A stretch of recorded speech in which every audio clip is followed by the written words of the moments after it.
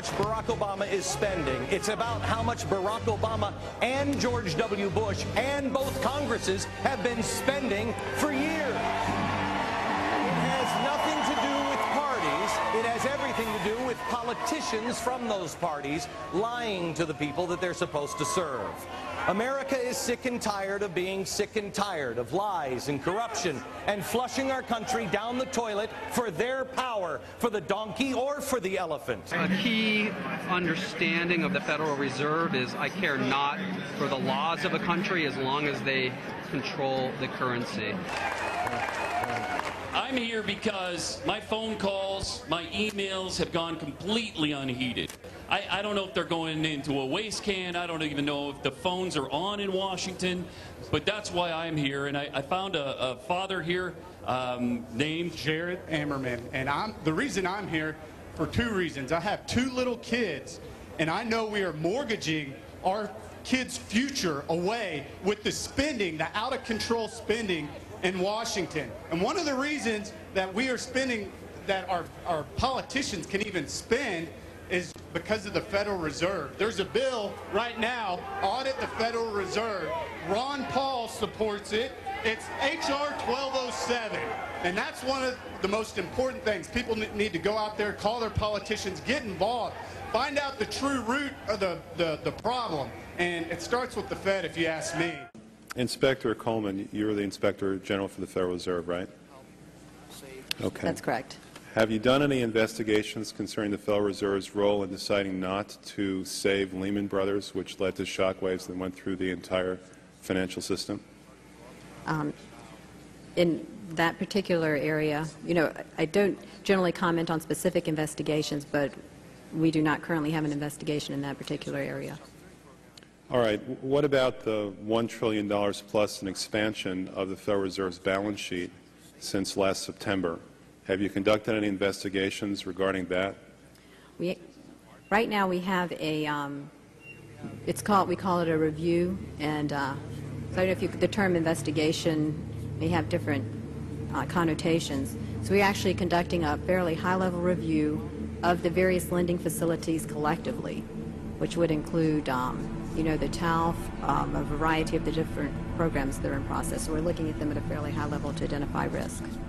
Well, I understand that, but we're talking about events that started unfolding 8 months ago. Have you reached any conclusions about the Fed expanding its balance sheet by over $1 trillion since last September? We have not yet reached any conclusions. Do you know who received that money? For the, we're in the process right now of doing our review, and right, but you're the Inspector General. My question to you specifically is, do you know who received that $1 trillion plus that the Fed extended and put on its balance sheet since last September? Do you know the identity of the recipients? I do not know. We have not looked at that specific area at this particular point on those reviews. And what about Bloomberg's report that there are trillions of dollars in off-balance sheets transactions that the Federal Reserve has entered into since last September?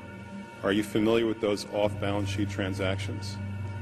You know, I think it may be important at this point, too, just to bring up a certain aspect related to our jurisdiction.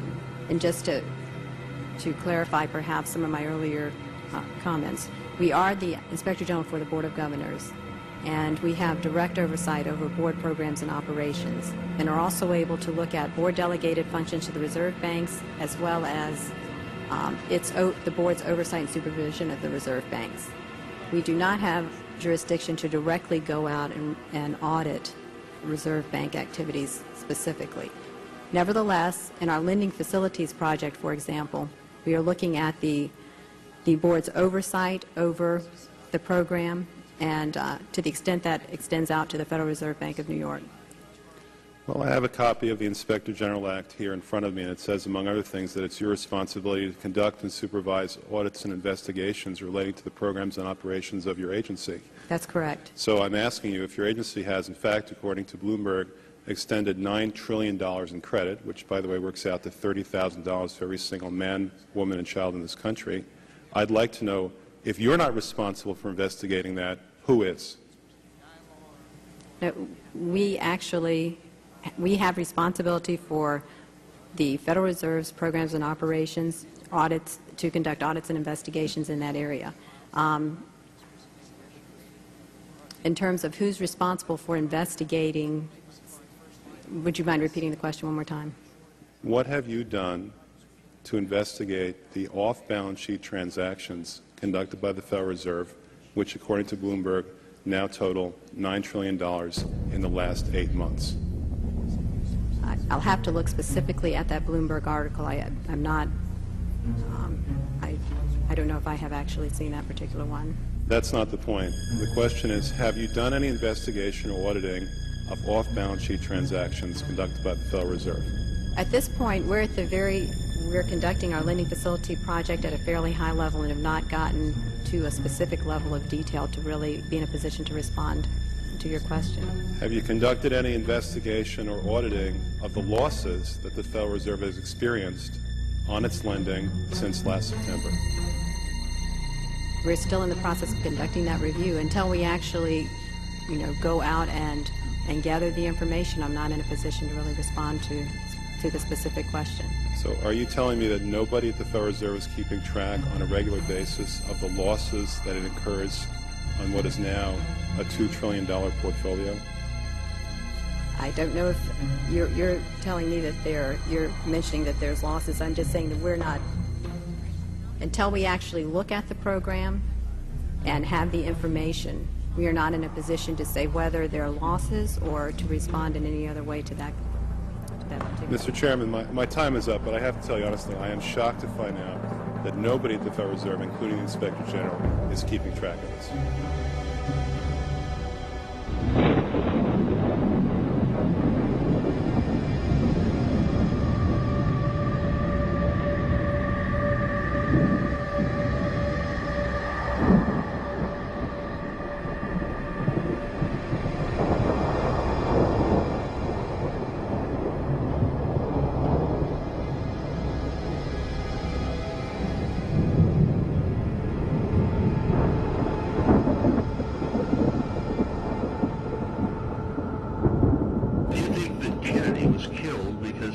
Tried to bring in the U.S. note and have legitimate lawful money, yes, without making it debt-bearing as the Federal Reserve. Paper, fiat funny money that the Federal Reserve has created nothing but slavery. And the funny thing is, people keep thinking that one president, whether it be Bush or Obama or whoever, what other idiot they put in office, that is just merely a puppet, that is used to implement the World Monetary Fund and the Federal Reserve. And these people could care less about other people. They're there to monopolize control over our government, which is money. But the money is fake money.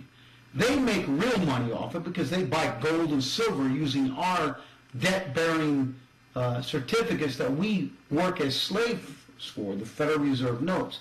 The Federal Reserve notes are made out of paper. It costs the same amount of money to make $1 or $5 $10, $20, $50 bill or $100 bill. Costs the same amount of money. Yet they give it back to us, lend it to us with interest, and we have to pay that interest, and that's why it's trillions and trillions of dollars of debt. H.R. 1207, what is it? H.R. 1207 is the Federal Reserve Transparency Act of 2009. It is an amendment to the original Federal Reserve Act of 1913. In the original bill, the audit of the Fed was severely limited. Basically, you can't audit the Fed unless the Fed says, "Okay, come look, come check and see what we're doing. Make sure that everything's okay," which they're not going to do. You also can't find they won't let us know what type of discussions and agreements they make with foreign governments, and that's really important to know. We don't know if the decisions they make are politicized. If they put the monetary policy stamp on it, it's basically secret, and we have no idea why they're making the decisions and what effects they'll have on the economy. The Federal Reserve has a mandate to protect the dollar and to stabilize the economy. They haven't done either of those, and so we definitely need to find out what's going on.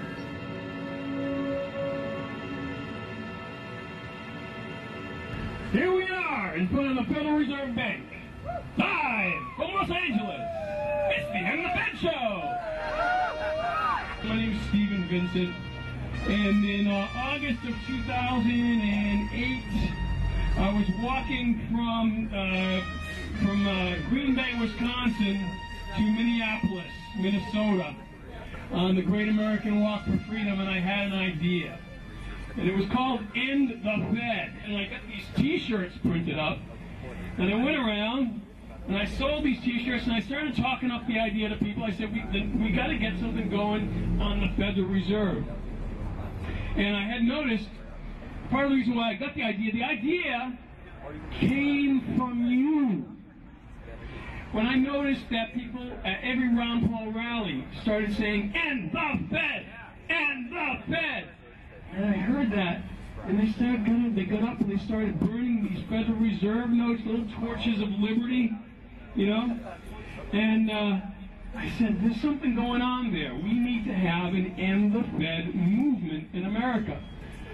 And so I put a date on a calendar, November 22nd, 2008, the 98th anniversary of the Jekyll Island meeting where they thought this criminal Ponzi scheme up, and we had our first End the Fed rally on November 22nd, 2008. Who was here? Yeah.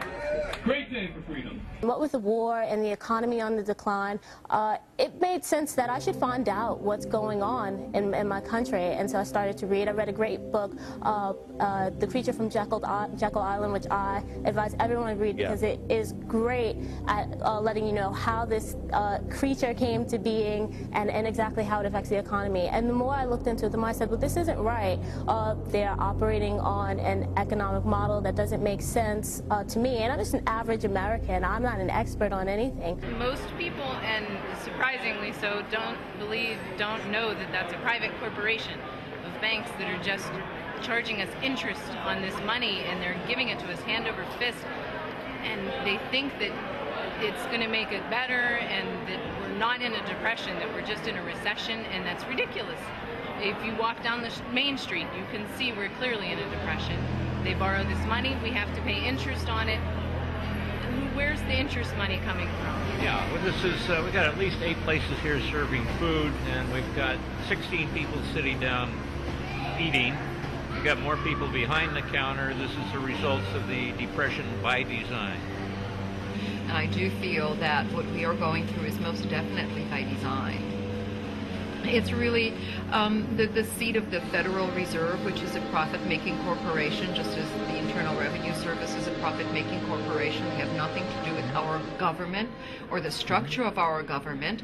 And basic to me, what I really see this is the great enslavement of the American public and of humanity. People think that slavery is gone, but slavery is not gone. It's just that we eke out a paycheck, so we think, oh, we're free people. You know, Congress had a closed-door session last March. You're aware of that? Yes.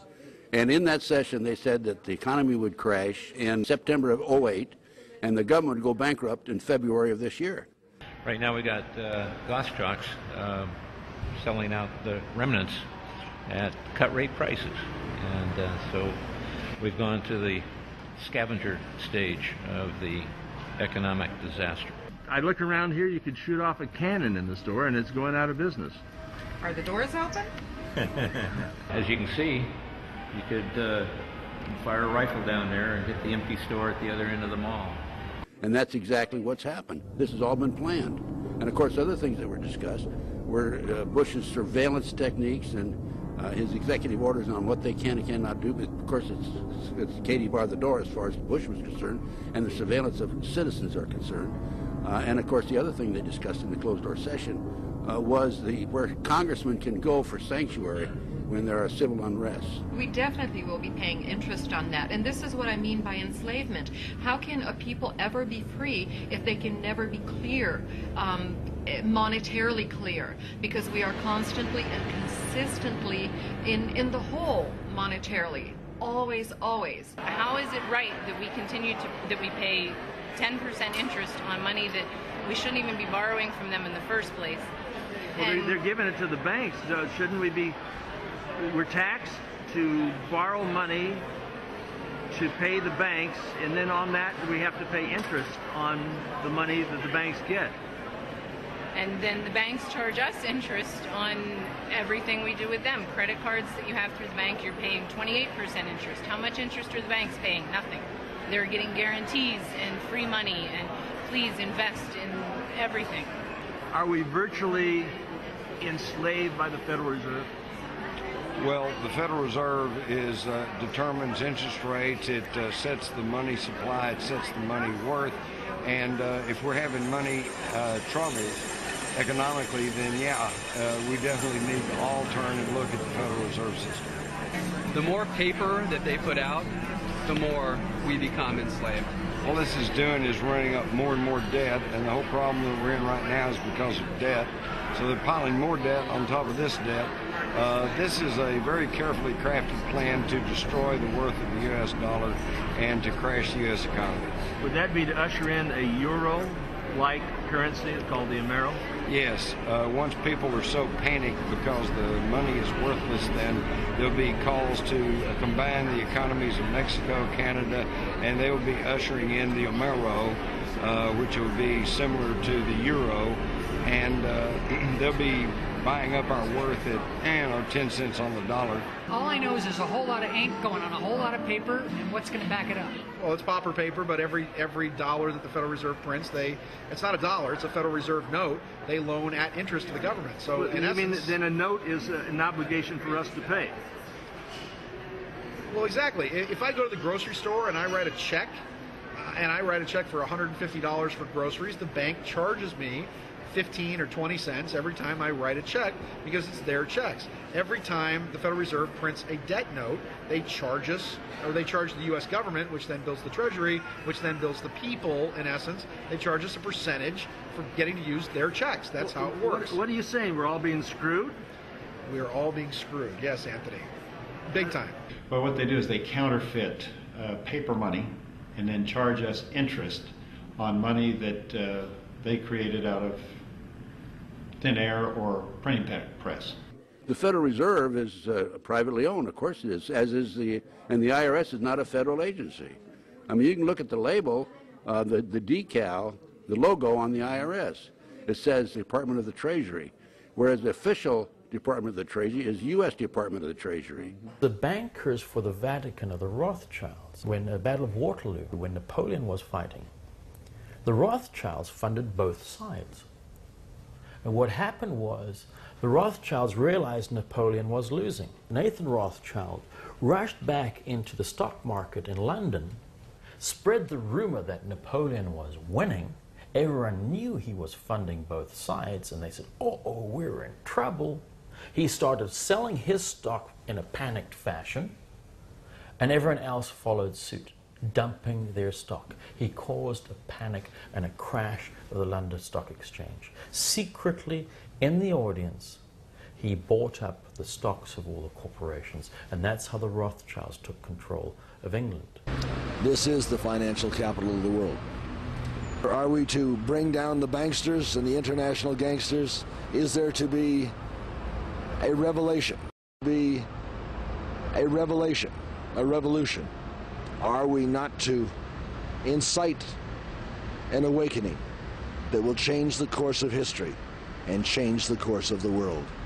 This is Anthony J. Hilder, and this is London, England. They used war, and they used this uncivil war, the Morrill Tax War, to cause the conflict. And then they went to Abraham Lincoln and said, we'll lend you the money to fight the war. We'll lend you the money. Of course, they make money out of nothing, too. Right. And Abraham Lincoln said, up yours, to his credit. And he made the greenbacks. Right. And the greenbacks were the first really fiat money in America. But Abraham Lincoln said, he'd given his people a wonderful gift. And what they did was they shot Lincoln, got rid of the greenbacks, and then lent America the money for the uncivil Morrill Tax War. And that debt, that banker's debt, took 70 years to pay off, bringing us up to 1913, where the banksters had to again take control of America because the debt was paid off. And that 1913, we know about The Creature of Jekyll Island, a wonderful book, or McFadden's books, The Secrets of Federal Reserve. These are tremendous masterpieces in American history of phenomenally talented authors who wrote these books exposing what actually happened. This plan amongst the bankers to take control of America by passing the Federal Reserve Banking Act in 1913, which literally handed our money supply into the control of these unscrupulous bankers, was plotted and planned at length on Jekyll Island. A lot has happened over the years since it was conceived in 1910 and passed into law in 1913. My reading of that history is that the original creators of the Federal Reserve System had the primary motivation of monetary control and profit, control over the banking industry. They were creating a cartel, and their primary motive, as I see it, was money and power. The people involved originally had as their primary motive profit and control over the banking industry. They were creating a banking cartel, and I think they were focused primarily on money and power.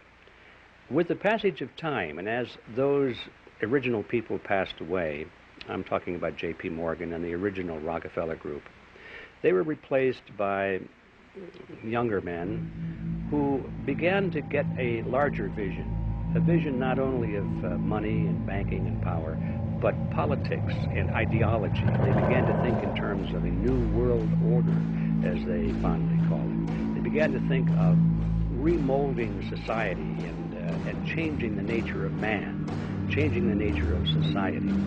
And I think probably along about the 1930s, 1940s, the emphasis began to move away from just money and just banking and just a banking cartel. And they began to think in terms of world political dominance. The one essential thing in this takeover of the Bank of England, well, the Bank of England was really taken over during the Cromwell Revolution in 1684, was it? Something like that. When the information came out that Wellington had won and Napoleon had lost, the Rothschilds let loose their carrier pigeons on the other side of the channel with the information that Napoleon had won. I mean, for them to spread the word that Napoleon had won and Wellington had lost, which caused the creation of the crash, and everybody panicked. When the blood was on the floor, the rumor was set out by the Rothschilds they were trying to save all of these people who were losing their ass. So they went out and bought up all of their stock for, a dime on the dollar and screwed them. This is the city within the city that controls the financial markets of the world. America's commerce and currency is controlled right here. Behind me is a statue of Wellington. Wellington was claimed to have lost against Napoleon. The Rothschilds knew that the reverse was true. But they informed the Brits that all was lost. The stock market crashed, and the Rothschilds came in to scoop up the stocks and all of the money and take all of the profit. And they were credited for trying to save the stock exchange. What they did was to gain control over the Bank of England and gain control over the financial center of the world. Like they generally do, and that's what the whole Federal Reserve System is all about. There is a revelation taking place, and we must incite a revelation if we're going to avoid a revolution. So I'm going to bring forward Mr. Anthony J. Hilder. Let's give a round of applause. Never in the annals of human history has so few done so much so often to take so much from so many. There isn't anything that you have ever had or ever hope to have that they're not planning on taking away. They want it all. In fact, according to Dr. Robert Rowan and a fellow named Ronald McDonald, they own it all. They own your children. There's a thing at the bottom of the birth certificate that says Department of Commerce. That means that what you have, insofar as an offspring, is owned by them. there's a value on your child. They intend to bring this country down, and they intend to bring us into a state of slavery. We were at Alcatraz the other day shooting this film, and there's lots of vacant space for the feds. We can put them in there. There's Guantanamo.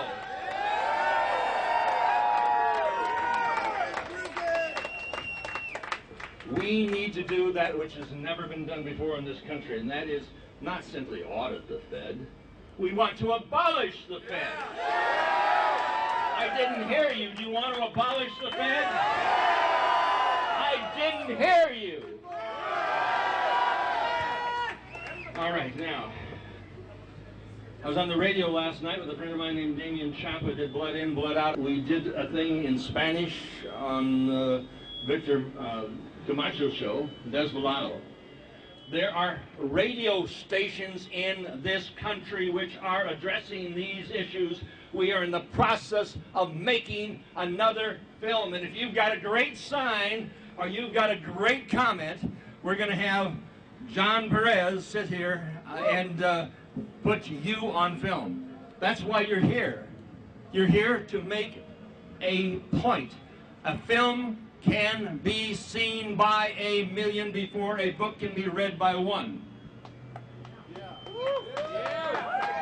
This lady over here, hold up your hand. She makes these films with me. She's an actress, Dameril. And Damien Chapa is starting to put some of the material exposing these bankster bastards on film. My good friend has been standing up against this evilarchy for 10 to 12 years. And as a consequence, he's blackballed in Hollywood, but he is now making films where you see things about the owl. God, I want to do this so bad. And I know Damien has been chomping at the bits for so long. Gary Busey was in his film El Padrino. And I was in the dressing room with him, and Damien wrote up some lines talking about the owl.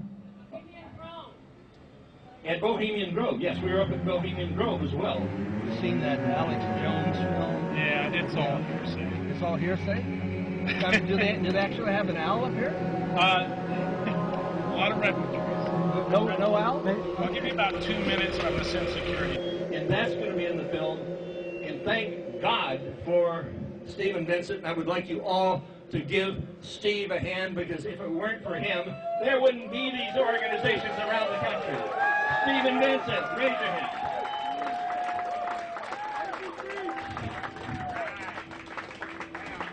So I want to incarcerate these bastards. Some say they got to be killed. I'm sort of a moderate, maybe medical experiments. I'm anxious to introduce my good friend, longtime patriot, the first man in Hollywood to stand up and make movies about this stuff, Damien Chapa. Please give him a round. Thank you, Anthony. I've known this man a long time, and I want to thank him for all the information that he's given me. I've learned a lot from Anthony, and a lot of people like him. He wants me to stand up here. You know, I've been an actor for many years, a filmmaker for some. And, you know, it's nice to have a good job, a nice little comfy job in Hollywood, and, you know, get in a star wagon, and, you know, people know who you are sometimes, and you get a nice fat check.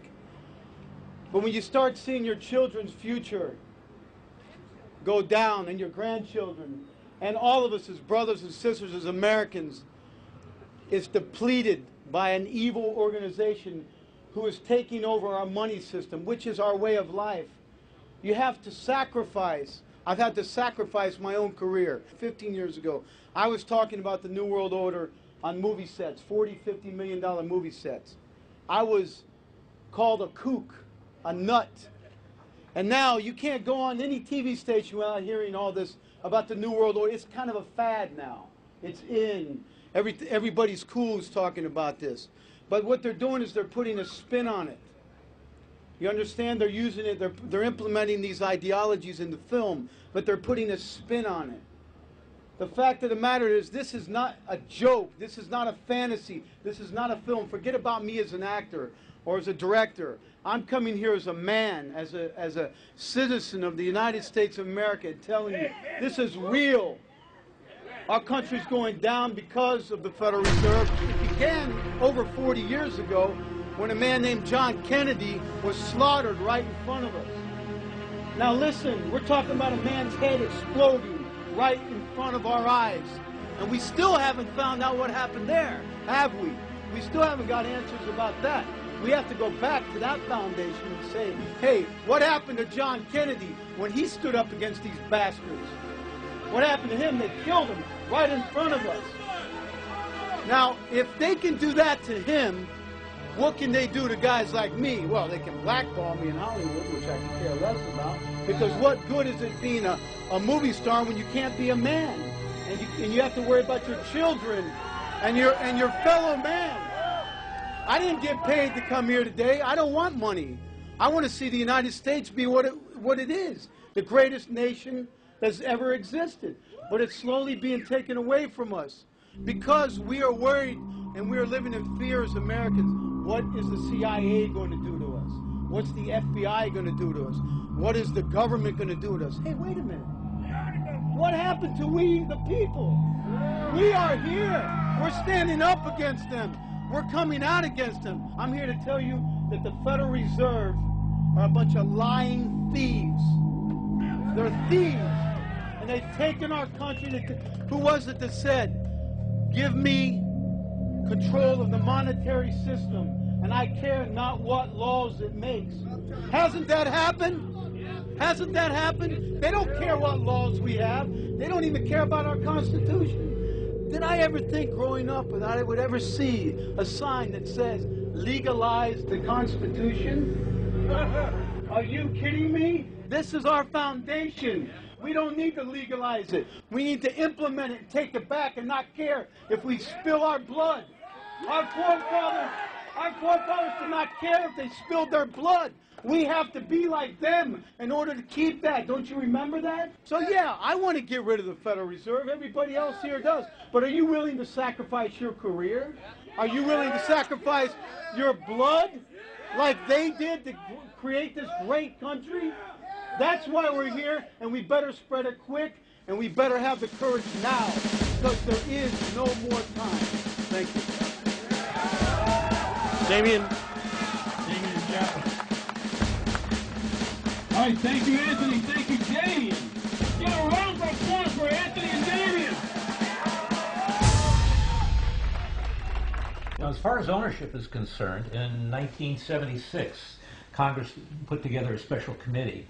And in one of our newspaper tabloids that we published, we put the results of that, and it shows the ownership of the stock of the Federal Reserve Bank. So if they go to themuckraker.net, they'll be able to look that up. And also if they refer, they can probably Google the report from the Congress from 1976.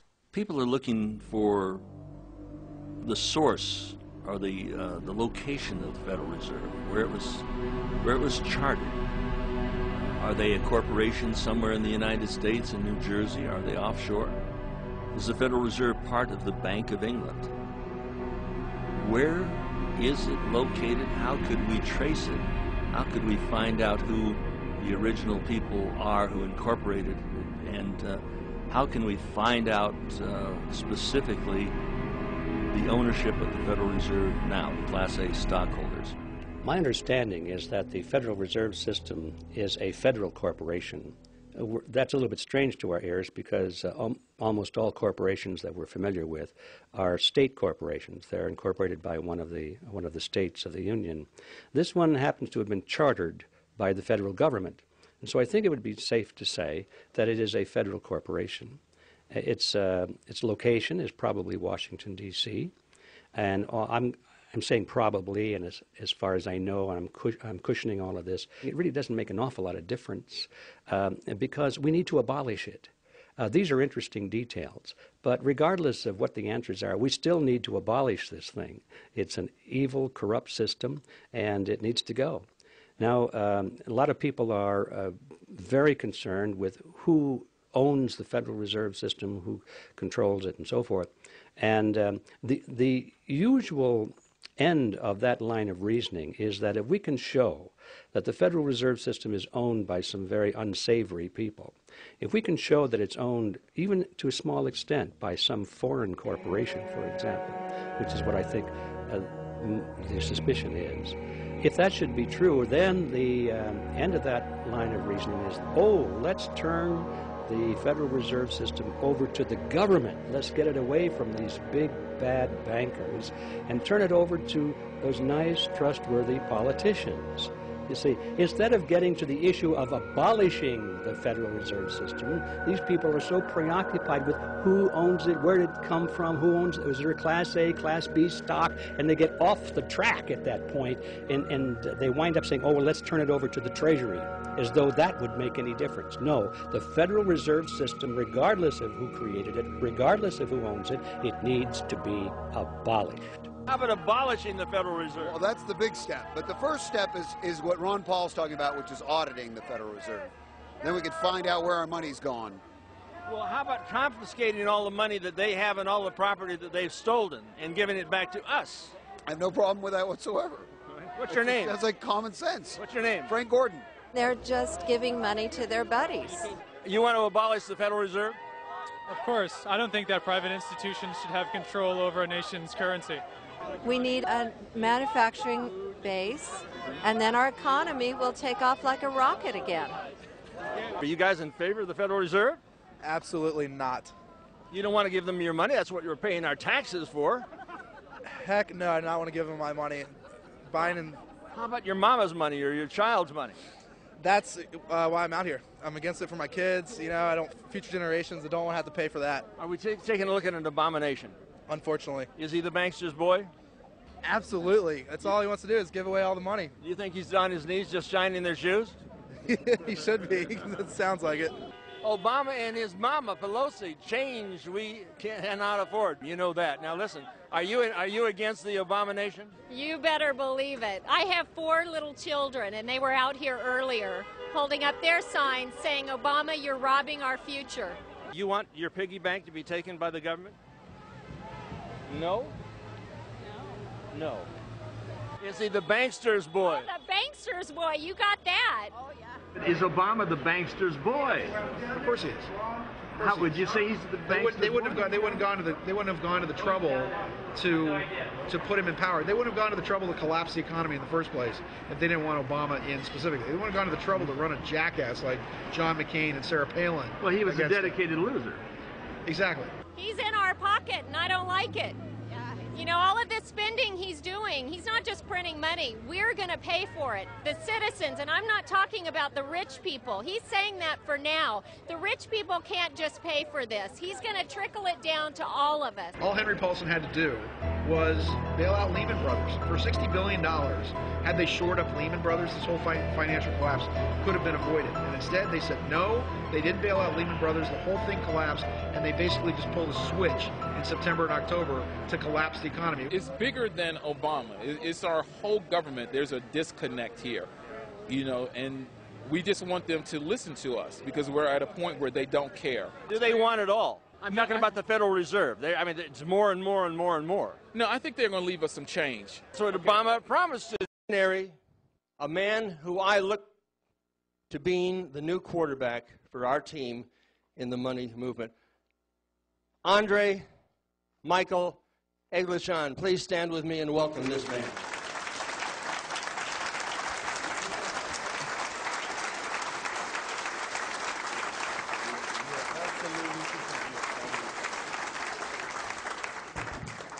Anthony, you're too kind.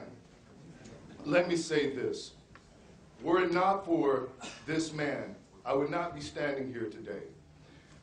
Were it not for not only his efforts, were it not for the efforts of all of you who unknowingly have inspired me. You have inspired me to reach deep within myself and to find that part of myself that will never let the truth die. And I dedicate my life to bringing this message to America. I've been inspired by people like Captain Joyce Riley, by people like Mr. G. Edward Griffin, by people like Eustace Mullins, Anthony Sutton, Charles Hyatt, and all of the other great patriots that have tried to keep this flame burning bright that President Kennedy said would light the world. I've tried, and if it were not for you, my friend, and I'm proud to call you my friend and my brother, I wouldn't be here.